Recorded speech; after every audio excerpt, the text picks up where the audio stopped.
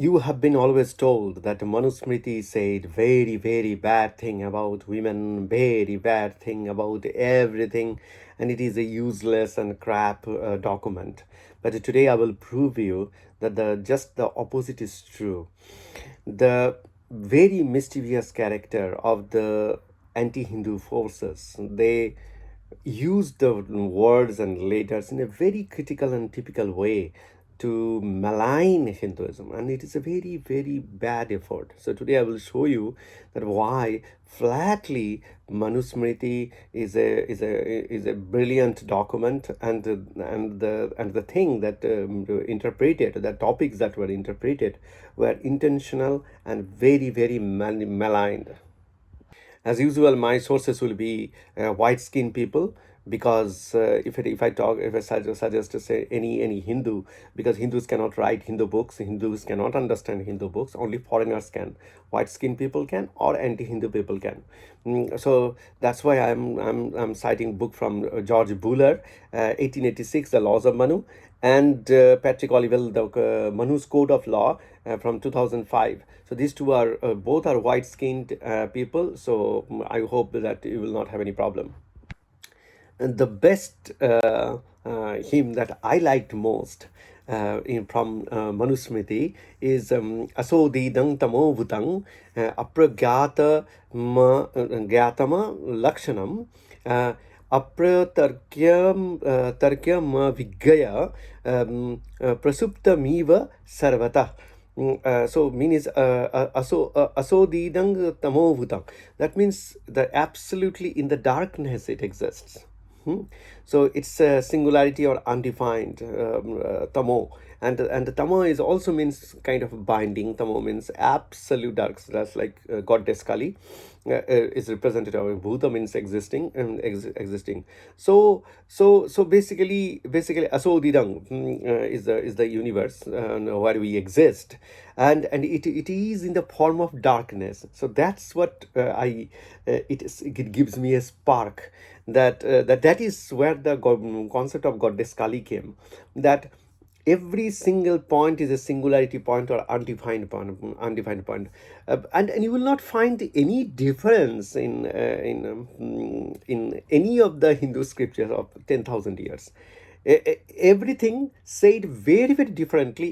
It will appear to you as if the concept is very different. They are talking about something very different, but when you think about all those things step by step, then you find that no, it is the same. Like Jat Pindate Tat Brahmande, Jat Brahmande Tat Pindate. If that is to be true, that every single point you go inside, you find the whole universe. And if you take any point of that and you go inside, you find the whole universe.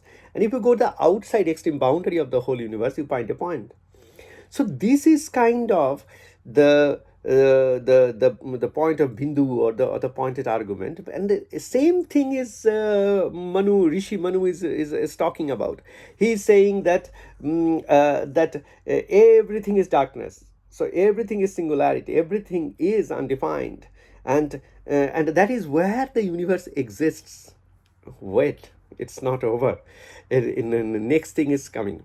So aprayogatmana Lakshmanam. So the signature Lakshman is Lakhan. That is signature, or the expression of it is apragyatam. So you pragya means knowledge. I mean, trying to understand, realization. So you cannot realize. So the no realizable signature comes out of it.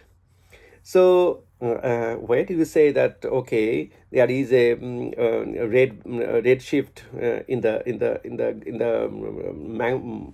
macro background radiation that is coming from the cosmos, but this is not the whole. This is the expression. I am also talking. Some energy is coming out, but this is not the whole. I am not the whole. The universe in itself, whose existence we are talking about, you cannot understand. Apratarkya vigya. So if you do argument, so if you say neti neti or architecture of confusion from Nyaya Shastra, that there is a undefined point, you go inside and you go inside, and you create a temple-like architecture, a conical architecture of confusion, and that whole architecture is the solution of the problem. If you make any kind of argument, 12 different kind of arguments were made by Hindus in the how to solve a problem. If you do that, it's unattainable by that kind of reasoning, unknowable, wholly immersed in itself. Prasuptam iva sarvata. So every single point, whatever you see, it is like a seed. Isn't it similar to Jat Pindate Tat Brahmande, Jat Brahmande Tat Pindate? So every single point is a seed. So that's why I like Rishi Manu so much, and I'm a big fan of Manusmriti, because what were otherwise said, that indirectly, Manusmriti goes very, very direct, very, very direct. Like every single point is a seed. Wherever you go, within and above, that's the most beautiful analogy for the statement that Jat Pindate Tat Brahmande, Jat Brahmande Tat Pindate. Now we come to the section, hymn 1.8, written by Manu, and that is Sa Sangnadati Sarvang Swa.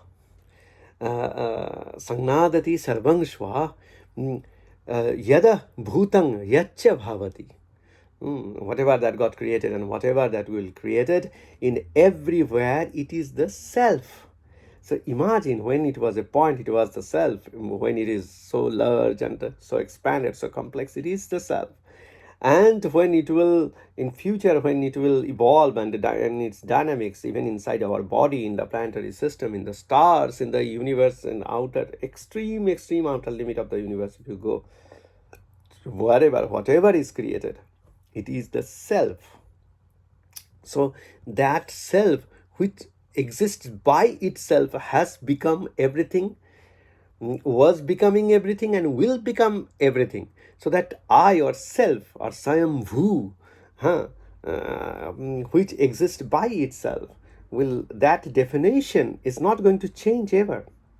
And then Nittang Mukhama Chintayang. Sukshma Chintayang. So Nittang Sukshma Chintayang. So Nittang is no beginning, no end. Sukshma ma Chintayang. So it is, Sukshma means very, very subtle, very, very thin, and very, very small. You can't measure it, you can't define it. So this undefined, dimensionless entity, dimensionless, timeless entity, because you have to say timeless, because Nitya Mod is there. So that kind of entity is this, the whole universe. And Achintayang cha tadvigya na laksmanam. So if you try to measure any part of it, you will not find any signature of it, because it is in itself complete. So if you try to measure, try to sense it with any instrument or machine or anything, you are not going to find even a tiny little signature. Signature when there is an expression. When there is a certain expression with respect to some question, that is Vigya. You can Gaya.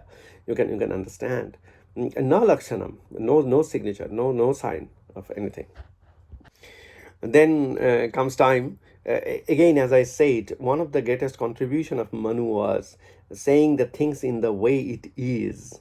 So earlier there were too much complex philosophy, but he tried to simplify it with analogy, and that's why for anti-Hindus who have poison against Hinduism and who wants to spread poison, they take this Manusmriti is the best way to misinterpret, because what he tried to do is to narrate it down in a much more simplified analogical manner, and that's why twisting a little bit is very easy to do.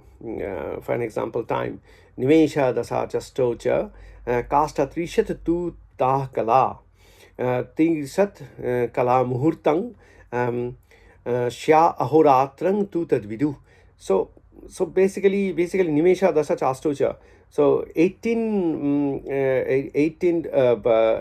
nimeshas, or the twinkling of your eyes, make one kasta. 30 kastas make one kala. 30 kalas make one muhurta, and day and night are known as such. So basically, unit of time, which were little confusing to understand earlier, were laid down in a very simplified manner by Manu, and that was his contribution. He was simplifying. Next part is another very important one. Chaturyuga tu sahasrang tada ve mannantara sritam tasya chaiva sahasrang tu brahmano dinamuchyate. So basically, 1,000 sets of the four yugas constitute a manantara, and 1,000 manantaras are said to be a day of the Brahma. So this is how, in a cyclic way, and you find non-linearity. Where did they came the numbers from? Is it just random? No, it was not random. The Hindus discovered, one of the greatest contribution of Hindus, that they discovered that units of time is not linear. It has different definition of units in different scales. So you may think that where does it come from? Of course, it comes from the pattern of the primes, or if you look at the pattern of the primes, then you can understand that they were, what we call phase prime metric, or the pattern of primes, Daivik number, and then Sankhya philosophy. The way if you plot the prime numbers and ordered factors, and try to correlate a pattern of contribution of primes, then you will find that this in typical integers and typical ratios will come at every single single layer, and that's how you can understand that they understood the structure of time in the universe very, very well. And when you come to Manu, he was much later stage, and he was oversimplifying everything related to the origin of the universe and origin of time.